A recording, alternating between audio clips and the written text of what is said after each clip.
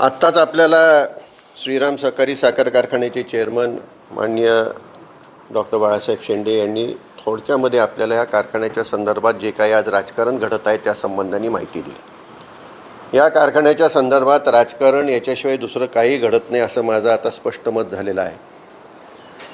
आपण गेल्या 20 वर्षापासून जवाहर सहकारी साखर कारखाना आणि श्रीराम सहकारी साखर कारखाना असं मिळून हा कारखाना आपण चालवत आहोत। कारखाना चालवायला 15 वर्षापूर्वी का दिला आणि त्यानंतर पुढची 5 वर्ष आपण का वाढवली याच्या संदर्भात डॉक्टरांनी सुद्धा आपल्याला कल्पना दिलेली आहे। 15 वर्षाचा करार संपल्यानंतर कारखाना 5,000 टनाचा त्यानंतर 10,000 टनाचा करण्याच्या दृष्टिकोनातून त्या ठिकाणी जी चर्चा झाली आणि त्यातून पुन्हा 15 वर्ष जो एक सक्षम कारखाना जवाहर सहकारी साखर कारखाना समजला जातो त्यांच्या माध्यमातूनच पुन्हा चालवावा असा निर्णय हा सर्व श्रीराम सहकारी साखर कारखान्यांच्या सभासदांनी एकमताने घेतलेला हा निर्णय आहे। त्याच्यामागची कारणं अशी आहेत की वेळच्या वेळेला त्या ठिकाणी ऊसाचे पैसे मिळत होते। 15 दिवसाला ऊसाचं पेमेंट देणारा या परिसरातील हा एकमेव कारखाना। कामगारांचे पगार वेळेवर मिळत होते आणि कारखाना अत्यंत उत्तम प्रकारे चालत असताना कारखान्याची गाळप क्षमता वाढवण्याच्या दृष्टीने सुद्धा त्या ठिकाणी प्रयत्न झाले, यशस्वी प्रयत्न झाले। आज जवळपास 5,000 पर्यंत आपण ह्या गाळप क्षमता नेलेली आहे। एकंदरीतच ऊस उत्पादकांची साखर कारखान्यांची जी काही परिस्थिती पाहता त्या ठिकाणी अचानकपणे त्या ठिकाणी जवाहर सहकारी साखर कारखान्यांनी हा कारखाना चालवण्यास आम्ही असमर्थ आहोत अशा प्रकारचं पत्र या ठिकाणी दिलं। त्याची कारणं आपल्याला डॉक्टर साहेबांनी सांगितली। आता त्याच्या संदर्भाने काही कोणी आरोप करत असेल तर ते दुर्दैव आहे। म्हणजे त्यांच्या मला बुद्धीची खऱ्या अर्थाने कीव येते। आज साखर उद्योगामध्ये कोणी कोणाला रुपयासुद्धा जादा द्यायचं म्हटलं तर त्या ठिकाणी शक्य नाही अशी आत्ता साखर उद्योगाची परिस्थिती आहे। आपल्याच तालुक्यात किती कारखाने आहेत आणि किती कारखान्यांचं FRP प्रमाणे पूर्णपणे बिल देऊन झालेलं आहे। अशा कारखान्यांची नावं सांगा, त्यामध्ये श्रीरामचं नाव तुम्हाला पहिल्यांदा घ्यावं लागेल। इतर कारखान्यांनी त्यांची बिलं तरी दिली आहेत का? ते का देऊ शकत नाहीत? ह्याच्या मागं काही कारणं आहेत। डॉक्टरांनी सांगितली त्याप्रमाणे साखर उद्योगच अडचणीत आलेला आहे। सीझन कमी झालेला आहे। साखरेला आणि साखरेच्या उत्पादनांना पाहिजे त्या प्रकारची किंमत मिळत नाही आणि त्यामुळं सातत्याने तोटा होत असल्यामुळं त्या ठिकाणी जवाहरनी हा निर्णय घेतला। याच्यामध्ये सहकारी तत्वावरती जवाहर आणि त्या ठिकाणी अजूनसुद्धा त्या ठिकाणी अण्णा त्या ठिकाणी आहेत, कल्लाप्पा अण्णा आवाडे त्या ठिकाणी आहेत। आजही ते कारखान्यावर येऊन बसतात आणि जुन्या त्यांच्या सहकार्याच्या रीतिरिवाजाप्रमाणे आजही त्यांची विचार आहेत आणि त्याचप्रमाणे आजही कारखाना चालवतात। आणि अशा व्यक्तीने आम्हाला काही देणं आणि आम्ही त्यांच्याकडून घेणं असा काही व्यवहार होऊ शकतो का? हा साधा विचार जर कुणाला त्या ठिकाणी समजत नसेल तर त्या ठिकाणी त्याच्या बुद्धीची कीव करावी, याच्या पलीकडे काय बोलणार? जवाहर सहकारी कारखान्याकडून आम्हाला काय मिळतंय आणि 200 कोटी मिळाले आणि 200 रुपये मिळाले अशा प्रकारची जी वल्गना केली जाते ती पूर्णपणे खोटी आहे। ज्या वेळेला हा कारखाना पुन्हा चालवण्याचा जो निर्णय सभासदांनी केला, मंत्री समितीसमोर त्या ठिकाणी हा विषय गेला। मंत्री समितीचे अध्यक्ष तत्कालीन सहकार मंत्री बाळासाहेब पाटील होते आणि त्या मंत्री समितीमध्ये माननीय नामदार शंभूराज देसाई देखील त्या मंत्री समितीमध्ये होते। कोविडचा काळ होता, ऑनलाईन ती मीटिंग झाली। त्या मीटिंगमध्ये शंभूराज देसाई यांनी असा एक विचार मांडला की हा कारखाना सभासदांनी चालवावा किंवा त्या ठिकाणी जवाहरनी नफ्यामधून जवाहरला होणाऱ्या नफ्यामधून 200 रुपये टनामागं श्रीराम साखर कारखान्याला द्यावे। आता लक्षात घ्या, नफ्यामधून द्यायचे आहेत। आता नफ्यामधून द्यायचे आहेत आणि त्यांनी त्याचा 200 रुपयांनी हिशोब लावला, तेवढा नफा झाला आहे का? पहिला मुद्दा आहे, तेवढा नफा झाला आहे का? 200 रुपये त्या ठिकाणी देण्या एवढा नफा झाला आहे का? हा एक मुद्दा आणि तो त्यांचा विचार होता। त्यांनी मांडलेला, शंभूराज देसाई यांनी मांडलेला मुद्दा होता तो मंत्री समितीमध्ये तो मान्य झालेला नाही। करार जो झाला तो नियमाप्रमाणे शासनाच्या JR प्रमाणे करार झाला आणि ह्यामध्ये प्रामुख्याने मी तुम्हाला सांगू इच्छितो नफा करायचा म्हणजे श्रीरामच्या सभासदांना ऊस उत्पादकांना FRP द्यायची. बंधन काय आहे FRP देण्याचं? त्याच्यावरचे पैसे देण्याचं बंधन आहे का? ते बंधन नाही आहे. परंतु स्पर्धा जर असेल आणि वरचे पैसे दिले नाही तर ऊस मिळेल का? आणि आपला मूळ हेतू जो होता की आपल्या ऊस उत्पादकाला चांगला त्या ठिकाणी दर मिळावा. मूळ हेतू काय? मूळ हेतू असा आहे की ऊस उत्पादकाला चांगला दर मिळावा आणि त्याचबरोबर कारखान्याच्या असणाऱ्या आर्थिक अडचणीतून कारखाना बाहेर यावा, हा उद्देश ठेवून आपण त्या ठिकाणी जव्हार सहकारी साखर कारखान्याला हा भागीदारी तत्वावरती, सहयोगी तत्वावरती कारखाना चालवण्यास दिला होता. आता जर तुम्ही विचार केला, गेल्या 5 वर्षामध्ये सातत्याने FRPपेक्षा किती अधिक रक्कम दिलेली आहे. म्हणजे जर नफा करायचा असला तर FRPच्या वर रुपये द्यायचा नाही. FRPपेक्षा किती अधिक रक्कम दिलेली आहे तर ती सरासरी काढली 250 ते 300 रुपये हे FRPपेक्षा अधिक रक्कम दिलेली आहे. गेल्या वर्षीचंच आपण उदाहरण घेतलं तर त्या ठिकाणी FRPपेक्षा आपण किती अधिक रक्कम दिली आहे? 268 रुपये आपण FRPपेक्षा अधिक रक्कम दिलेली आहे. आता FRPपेक्षा तुम्ही अधिक रक्कम का देता? ऊस उत्पादकाला त्याच्या ऊसाचा योग्य मोबदला मिळाला पाहिजे. आणि त्याचबरोबर तुम्हाला जर ऊस मिळवायचा असेल तर स्पर्धेमध्ये राहून त्या ठिकाणी स्पर्धात्मक दर देणे, वेळेवर पैसे देणे हे सुद्धा धोरण तुम्हाला त्या ठिकाणी ठेवलं पाहिजे. आणि ह्या दृष्टिकोनातून त्या ठिकाणी हा जो सातत्याने आरोप करतायत की 200 रुपयाचं काय झालं, अहो FRP दिली त्यात नफाच दिसत नाही, तर नफ्यामधून जर नफाच झाला नाही तर 200 रुपये देणार कुठून? आता जर IAS असले, IAS स्वतःला म्हणवणार आहे, ते IAS नाही आहे, पण IAS म्हणवणाऱ्या अधिकाऱ्याला हा साधा जर हिशोब लक्षात येत नसेल तर आता त्याच्या बुद्धीची कीव करायची नाही तर काय करायचं सांग? किती वेळा त्याला सांगितलं तरी पालत्या घड्यावर पाणी आहे, त्या लक्षातच येत नाही आणि ह्यांच्या लक्षात येणारच नाही. आज तुम्ही आम्हाला त्या ठिकाणी सांगताय, तुम्हालाही त्यांनी सांगितलं 217 कोटीचे देणी आहेत. आता 217 कोटीची देणी यांनी कुठून काढली? आता जर भाग भांडवल तुम्ही कुठल्याही ऑडिट रिपोर्टमध्ये जा, भाग भांडवल हे देणंच दिसत असतं. आता ते काय देणं दिसतंय म्हणून काय ते काय कर्ज आहे का तुमच्यावर?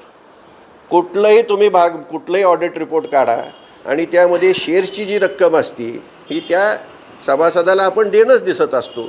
अशा प्रकारची देणी तुम्ही जर मोजायला लागला तर ती काय प्रत्यक्षात देणी असतात का?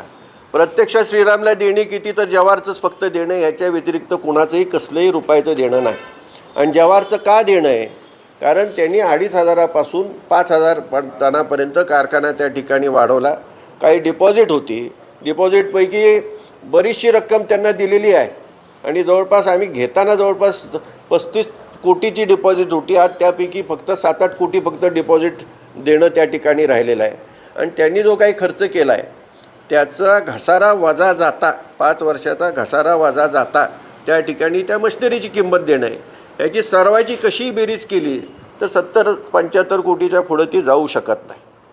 आणि जर आम्ही जर ती मशिनरी बसवली असती तर ती साधारण तेवढीच किंवा त्यापेक्षा अधिकसुद्धा त्या ठिकाणी आपल्याला व्याजी रक्कम म्हणजे व्याजाने पैसे काढून त्या ठिकाणी मशिनरीमध्ये घालून त्या ठिकाणी ती मशिनरी करावी लागली असती. त्यामुळं आज व्याजी रक्कम जर कोणाची किती श्रीरामनी देणं आहे तर 1 रुपया कुणालाही कुठलंही व्याज देण्याची गरज नाही. अशा प्रकारची आत्ताची श्रीरामची परिस्थिती आहे. माझं आव्हान आहे की अशी परिस्थिती असलेले किती महाराष्ट्रामध्ये कारखाने आहेत, बोटावर मोजण्या इतके सुद्धा कारखाने शिल्लक राहिलेले नाहीत. कुठलंही नाव घ्या, मला नावं कुणाची घ्यायची नाहीत, पण 100, 200, 300, 500, 800, 1000 कोटीच्या पुढंसुद्धा काही कारखाने आपल्या तालुक्यातसुद्धा आहेत. जे कारखानदारी चालवतात त्यांना माहिती आहे. माजी खासदार एक कारखाना चालवतात, त्यांना माहिती आहे किती पैसे कुणाला द्यायला निघतात का. अहो द्यायला तुमचे रेग्युलर पेमेंट द्यायला पैसे निघत नाही तर लोकांना द्यायला कुठून पैसे निघणार आहेत? हा साधा विचार आहे. हा जर त्यांना समजत नसेल आणि केवळ राजकीय सुडापोटी आरोप करायचे असतील तर तो वेगळा विषय आहे. आज जे काही चित्र दिसते ते केवळ राजकीय सुडापोटी हे सर्व चाललेलं चित्र आहे. जव्हारनी जाणं त्या ठिकाणी आम्ही त्वरित हालचाल केली. दत्त इंडियाला त्या ठिकाणी एक तर दत्त इंडिया आलं नाही तर त्या ठिकाणी शरयवनीसुद्धा त्या ठिकाणी त्यांनीसुद्धा बिडिंग केलं होतं पण दत्त इंडियाचा अधिक असल्यामुळं आपण दत्त इंडियाला देण्याचा निर्णय आम्ही केला नाही, सभासदांनी केलेला हा निर्णय, आम्ही काय एकट्याने केलेला हा निर्णय नाही आहे. सर्व सभासदांच्या सभेमध्ये ठरला आहे. कारण त्यांना माहिती आहे की आज साखरवाडीला दत्त इंडिया ज्याप्रमाणे कारखाना चालवत आहे, पेमेंट त्यांची वेळेवर होतात, पेमेंट योग्य होतात, किंबहुना ह्या भागातला साखरेचा ऊसाचा दर आज दत्त इंडिया ठरवायला सुरुवात झालेली आहे. त्यामुळे काय योग्य हातात गेला, सक्षम आर्थिकदृष्ट्या त्या ठिकाणी सक्षम हातात गेला तर आपलाही कारखाना चांगला चालेल, गाळप क्षमता वाढवता येईल. 10,000पर्यंत करण्याच्या विचाराने त्या ठिकाणी चर्चा झालेल्या आहेत आणि त्यातून आपल्याही सभासदांचा, ऊस उत्पादकांचा, कामगारांचा त्या ठिकाणी फायदा होईल असा दृष्टिकोन ठेवून घेतलेला तो निर्णय आहे. त्याच्या मागं दुसरा कुठलाही हेतू नाही. आज अनेक कारखाने आहेत. तुम्ही जर जिल्हा बँकेत गेला, अगदी सातारा जिल्हा बँकेत जा, सातारा जिल्हा बँकेने ज्या ज्या कारखान्यांना त्या ठिकाणी फायनान्स दिला आहे त्यांची परिस्थितीची माहिती घ्या आणि मग तुमच्या लक्षात येईल साखर उद्योग कशातून चाललेला आहे. आणि अशा सगळ्या अडचणीतून आपण मार्ग काढतो आहे आणि तो मार्ग त्या ठिकाणी सुरळीत पुढं जाण्याचं आणि कारखान्याचं अस्तित्व सहकारी तत्वावर चालणारा एकमेव कारखाना आहे, ते अस्तित्व टिकावं राहावं अशा दृष्टिकोनातून विचार करायचा का त्याला अडचणी आणून तो बंद कसा राहील आणि मग तो बंद राहिल्यावरती कुणाचा फायदा होणार आहे, ऊस कुठं जाणार आहे असं त्यांना वाटत असेल आम्हाला ऊस मिळेल, तो कोणाला कुठं ऊस मिळणार नाही. जो कारखाना चांगला दर देणार आहे त्या ठिकाणीच ऊस जाणार आहे. दत्त इंडियाने 13,000ची कपॅसिटी केलेली आहे, चालू सीझनला 13,000नी गाळणार आहे. ऊस उत्पादकांचं काय, कुठं ना कुठं ऊस जाणार आहे, ऊस जास्ती नाही. कामगारांचा मोठा प्रश्न आहे आणि श्रीराममध्ये जुने कामगार आहेत. श्रीरामचा पगार हा शासनाच्या नियमाप्रमाणे दिला जाणारा पगार आहे. ज्या काही शासनाच्या वाढी येतात 10% त्या दिलेल्या आहेत आणि त्यामुळे श्रीरामचा पगार हा जर तुलनात्मकदृष्ट्या जर आपण पाहिलं तर इतर कारखान्यांच्या दृष्टीने तो जास्ती आहे, कारण आपण शासनाच्या नियमाप्रमाणे जातो. आणि हा सगळ्याचा विचार करता त्या ठिकाणी आपल्याला योग्य निर्णय घेण्याची आवश्यकता होती. तो योग्य निर्णय घेतला गेला, सभासदांनाही तो त्या ठिकाणी पसंत पडला. आता डॉक्टर साहेबांनी सांगितलं निवडणूक आम्ही तर घ्यायला तयारच होतो, निवडणूक आम्ही कधी नाकारली होती, निवडणूक कशामुळे पुढे गेली. त्या ठिकाणी त्यांनी एक पत्र मुख्यमंत्र्यांना दिलं, माजी खासदारांनी पत्र मुख्यमंत्र्यांना दिलं की त्या ठिकाणी मयत सभासदांच्या वारसांच्या नोंदणी केलेल्या नाहीत. जे जे आमच्याकडं मयत सभासदांच्या वारसांच्या त्या ठिकाणी अर्ज आले ती एकही अर्ज कधीही नाकारला गेलेला नाही. आणि प्रत्येक सहकारी संस्थेत मयत सभासद असतातच. अगदी उदाहरणच द्यायचं झालं तर माझे पिताश्री श्रीमंत शिवाजीराजे यांच्या नावावरती शेअर आहेत, ते अजून त्यांच्या नावावरच आहेत, मी सभासद आहे. आता त्यांच्या नावावरचे शेअर पूर्ण करून मला ते घ्यावे लागतील, त्यावेळेला वारसांच्या नोंदी होतील, अशी सर्वांचीच परिस्थिती. आणि त्यातून जे येतात त्यांची तयारीच आहे ना आम्हाला द्यायची. आम्ही काही कधीच कुणाला नाकारलेलं नाही. एक अत्यंत क्षुल्लक मुद्दा काढून केवळ त्या ठिकाणी राजकीय सत्तेचा वापर करून ही निवडणूक कुणी पुढं ढकलली तर त्यांनी ही निवडणूक पुढं ढकललेली, दुसरी कोणीही ढकलली नाही ना. आत्तापर्यंत निवडणूक झाली असते. निवडणूक पुढं ढकलणं, त्या ठिकाणी प्रशासक आणणं, ह्या सगळ्या गोष्टी राजकारणाशिवाय दुसरं काही नाही. त्यांना हा कारखाना काही करून बंद पाडायचा आणि मग काहीतरी वेगळं करून काही करायचं आहे का, असा आता खऱ्या अर्थाने माझ्यासमोर प्रश्न, सर्वांच्या समोर प्रश्न आता पडलेला आहे. कारण शेवटी जमिनीची तिथं आता मोठी किंमत आहे. त्यांचं म्हणणं आहे की आम्ही जमीन मातीमोल किमतीने विकली. आम्ही ज्या किमतीने जमीन विकली त्याला शुगर कमिशनरची परवानगी होती, किंबहुना जो काही व्यवहार झाला तिथंसुद्धा बिडिंग प्रोसेसनीच व्यवहार झाला. शुगर कमिशनरचा माणूस त्या ठिकाणी उपस्थित होता. आणि तुम्हाला अजूनही सांगतो, ज्या किमतीमध्ये ज्यांनी जमिनी घेतली आहे त्यांना अजूनसुद्धा त्या विकता आलेल्या नाहीत. बाजारभावापेक्षा अधिक किंमत आम्ही त्याही वेळेला कारखान्याला मिळवून देण्याचा यशस्वीपणे प्रयत्न केला होता आणि त्यामुळे हा कारखाना त्यातून बाहेर पडला. ज्या वेळेला गरज होती जमीन का विकली, काय आम्हाला फार मोठी हौस होती जमीन विकायची. तुम्हाला माहितीसाठी सांगतो, ही जमीन स्वतः श्रीमंत मालवीर यांनीच कारखान्यांना त्या ठिकाणी उपलब्ध करून दिलेली आहे, विनाशुल्क उपलब्ध करून दिली. आता हे सांगायची वेळ आहे.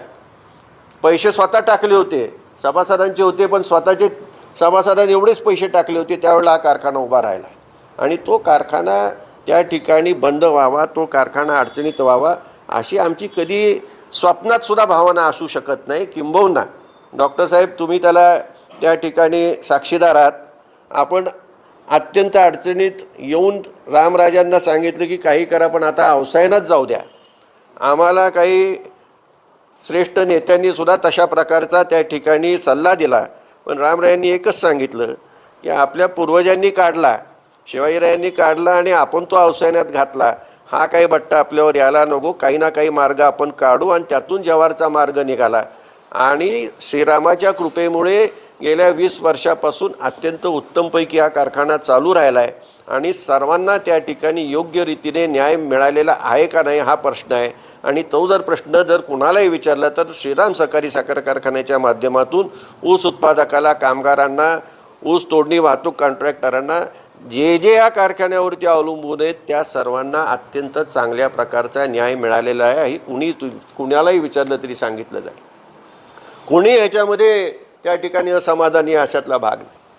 आता परवडतच नाही म्हणून त्या ठिकाणी जर एखादा जव्हारसारखा बाहेर पडत असेल तर त्या ठिकाणी आरोप करायचा, यांचं काही देणं घेण्याचं. तुम्ही काय आवडे साहेबांवर आणि अण्णांवर आरोप करता का देण्या घेण्याचा? अवया देण्या घेण्याचा आरोप कुठं येतो? हे साखर उद्योग एवढ्या अडचणीत असताना कोण कोणाला द्यायला बसलेला आहे? कोण कोणाला ह्या उद्योगात द्यायला बसलेलं नाही. किंबहुना हा कारखाना चालावा म्हणून डॉक्टर साहेबांना माहिती आहे की आम्ही संचालक मंडळांनी आणि आमच्यावरती विश्वास असणाऱ्या अनेकांनी स्वतः ह्या पैसे कारखान्यात टाकून हा कारखाना चालवलेला आहे. कालांतराने हळूहळू हे पैसे परत आपल्याला देता आले. बिनव्याजी दिले. किती वर्षांनी दिले? जवळपास 13 वर्षांनी बिनव्याजी पैसे त्या लोकांनाही परत दिलेले आहेत. ही परिस्थिती आहे.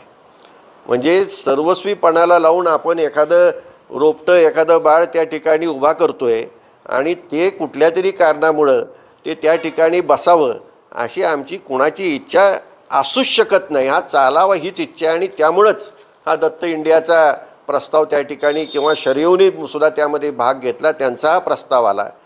विषय निघाला दत्त इंडियाचा, तो कसा घेतला गेला, कसा घेतला नाही. मला एक सांगा, दत्त इंडिया ह्यापूर्वी कोण चालवत होतं? श्रीमान प्रल्हाद पाटील चालवत होते. त्यांनी किती रुपयाला दत्त इंडिया विकत घेतला हे त्यांनी जाहीर करावं की मी 50 कोटीला घेतला, मी 60 कोटीला घेतला. त्यांनी दाखवावं की हे 60 कोटी मी दिले आणि हा दत्त इंडिया मी विकत घेतला. किंवा त्यावेळेला न्यू फलटण शुगर वर्क्स होतं, तो मी विकत घेतला. त्यांनी किती पैसे टाकले होते? काही पैसे टाकले नव्हते. NCLTमधून दत्त इंडियानी त्या ठिकाणी बिडिंग प्रोसेसमध्ये तो कारखाना घेतला आहे. आणि आज जर तुम्ही त्या कारखान्याकडं पाहिलं तर 13,000चा गाळप क्षमता वाढलेली. डिस्टलरी कितीची झाली? व्हाईस चेअरमन जवळच राहतात.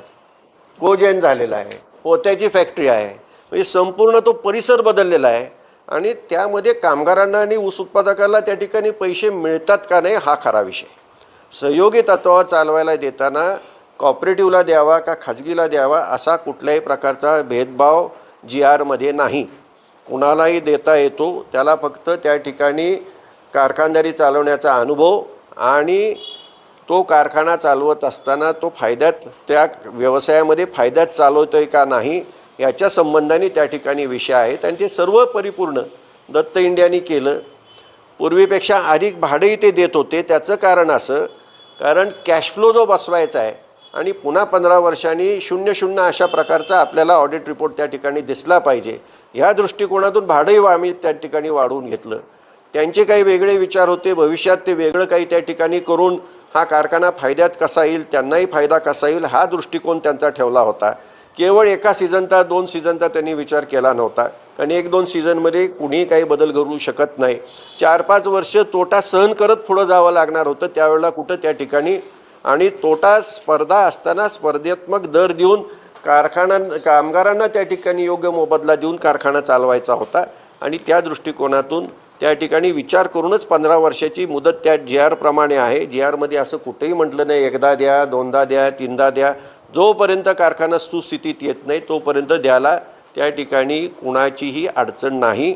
कमिशनरचा जर रिपोर्ट डॉक्टर साहेब आपण जर दाखवला तर त्यांनी स्पष्ट म्हटलेलं आहे की प्राप्त परिस्थितीमध्ये कारखाना हा चालवायला देणं योग्य राहील.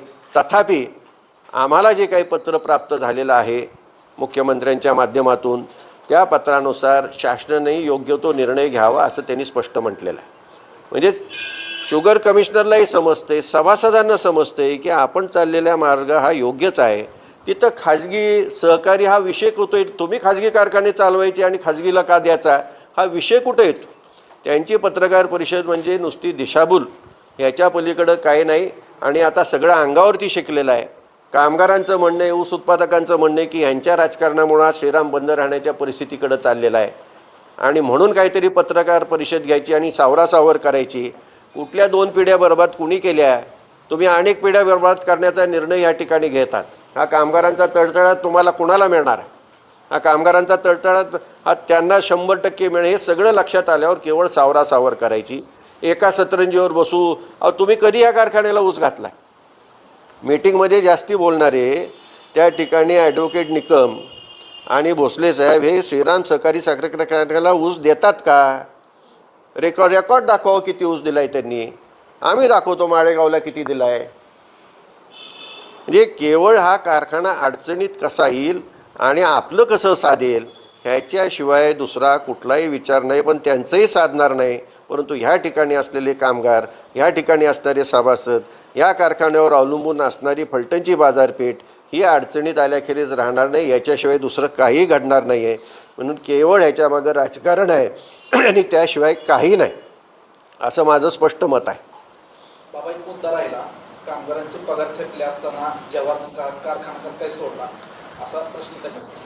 कामगारांचे जवाहरनी ज्या दिवशी जे पत्र दिलेलं आहे त्या दिवसापर्यंत कामगारांची सर्व देणी त्यांनी पूर्ण केलेली आहेत.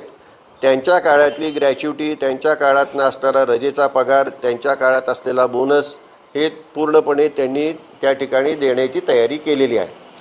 परंतु त्यांनी सोडला तरी आम्ही अजूनही श्रीराम कारखान्याने आम्ही हा कारखान्याचा चार्ज घेतलेला नाही.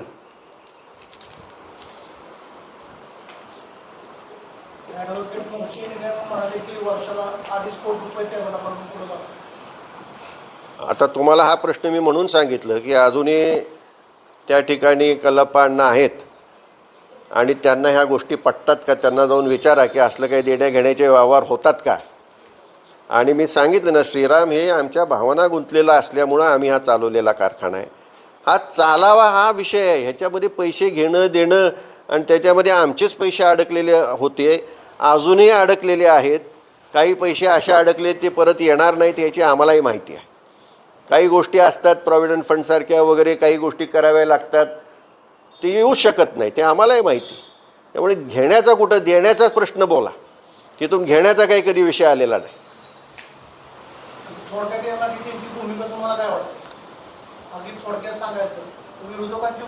ह्याच्यामध्ये हा कारखाना बंद राहावा अशा प्रकारची त्यांची भूमिका दिसते. याच्यामागं राजकारण आहे, ह्याच्यामागं दुसरी काही भूमिका नाही. आता सीझनच एवढा शॉर्ट आहे, त्यांना वाटत असेल मला फायदा होईल, तर तो सगळा फायदा आता कुणाला होणार? ज्याचं जास्ती क्रशिंग आहे त्याला फायदा होणार.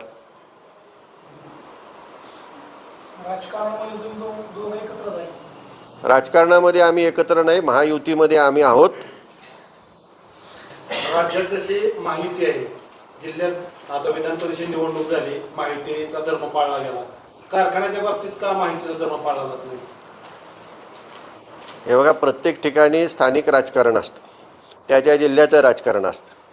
आता महायुतीचा धर्म जिल्हा परिषदेच्या निवडणुकीत आपण कसा पाळला गेला आपण पाहिलेला आहे. आणि इथं महायुतीचा धर्मपेक्षा व्यक्तिगत द्वेषाने पछाडलेले काही लोक असतात. ते महायुती काय आणि आघाडी काय यांना काही देणं घेणं नसतं. व्यक्तिगत द्वेष ह्याच्या पलीकडं काही डोक्यात नसतं. आणि स्वतःचं माझं कसं साधल ह्याच्या पलीकडं काय ह्याच्यात.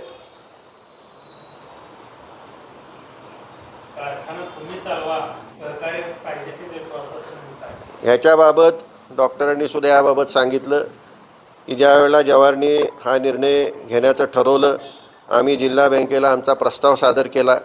नेटवर्थ मायनस असल्यामुळं जिल्हा बँकेने तो नाकारला. नेटवर्थ मायनस असलेल्या कारखान्याला त्या ठिकाणी कुठंही त्या ठिकाणी कर्जपुरवठा मिळण्यास अडचण येते.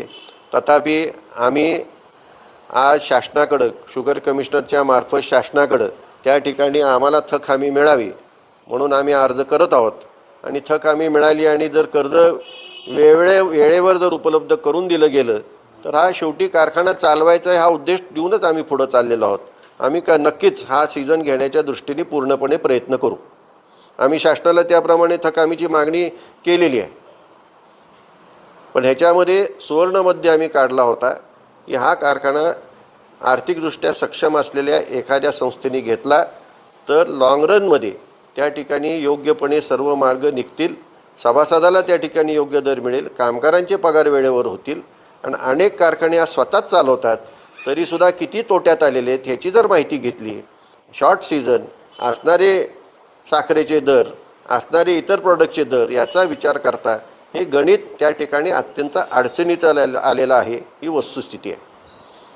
साखरवाडीचा कारखाना मागे 4-5 वर्षापूर्वी बंद होता व त्यात तिथली बाजारपेठ खऱ्या अर्थाने तिथली बाजारपेठ अत्यंत बिकट परिस्थिती चालू होती. तशीच वाटचाल आता फलटणच्या जर कारखाना नाही चालू झाला तर तशीच वाटचाल ते फलटणच्या बाजारपेठेची होणार. याबद्दल आपण मुख्यमंत्र्यांना भेटून काही सांगणार आहात का की त्याबद्दल आपण हा सीझन चालू होण्यासाठी काय भेट घेणार आहात का मुख्यमंत्र्यांची? याबाबत आम्ही मुख्यमंत्र्यांची एकदा भेट घेतलेली आहे, परतही भेट घेऊन त्यांना विनंतीच करणार आहे की अशी परिस्थिती आहे, याच्यात राजकारण न आणता हे चालू राहावं अशा दृष्टीने आपण त्या ठिकाणी सहकार्य करावं. कारण साखर आयुक्तांना त्यांनीच त्या ठिकाणी त्यांनी शेरा मारला होता की मुदत संपली असल्या कारणाने हा निर्णय घेण्यात येऊ नये अशा प्रकारचा त्या ठिकाणी शेरा मारला होता. परंतु हा निर्णय संचालक मंडळाने घेतलेला नाही, हा निर्णय घेतलेला आहे हा जनरल बॉडीनी विशेष सर्वसाधारण सभेने कारखान्याच्या सर्व सभासदांनी घेतलेला निर्णय आहे. आणि सभासद हा कायमस्वरूपी असतो, तो काय 5 वर्षासाठी नसतो. आणि त्यामुळंच अशा प्रकारचे निर्णय असतात ते संचालक मंडळाच्या नुसत्या मीटिंगमध्ये मान्य होऊ शकत नाहीत, त्याला आपल्याला सर्व सभासदांच्या सभेमध्येच त्या ठिकाणी मान्यता घ्यावी लागते. त्याप्रमाणे आपण मान्यता घेतलेली आहे, हेही त्यांना आम्ही सांगितलेलं आहे.